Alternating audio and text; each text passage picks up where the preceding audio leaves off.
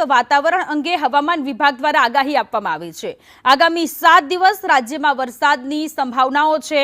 આજે સમગ્ર રાજ્યમાં સાર્વત્રિક વરસાદ પડી રહ્યો છે। કેટલાક જિલ્લામાં વરસાદનું ઓરેન્જ એલર્ટ છે તો ઘણી બધી એવી જગ્યાઓ છે કે જ્યાં યલો એલર્ટ પણ આપવામાં આવ્યું છે। સૌરાષ્ટ્રના જૂનાગઢ, અમરેલી, ભાવનગરમાં ઓરેન્જ એલર્ટ આપવામાં આવ્યું છે તો બીજી બાજુ ભરૂચમાં પણ ઓરેન્જ એલર્ટ છે। સુરત, તાપી, નવસારી, ડાંગ અને વલસાડમાં પણ ઓરેન્જ એલર્ટ છે।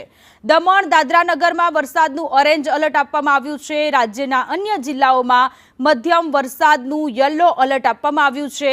માછીમારોને કાલ સાંજ સુધીમાં પાછા ફરવા માટેની સૂચના પણ આપી દેવામાં આવી છે। સાઉથ કોંકણ, પૂર્વ મધ્ય અરબ સાગરમાં લો પ્રેશર સક્રિય થયેલું છે। આવતીકાલ સાંજ સુધી લો પ્રેશર ડિપ્રેશન બની શકે છે।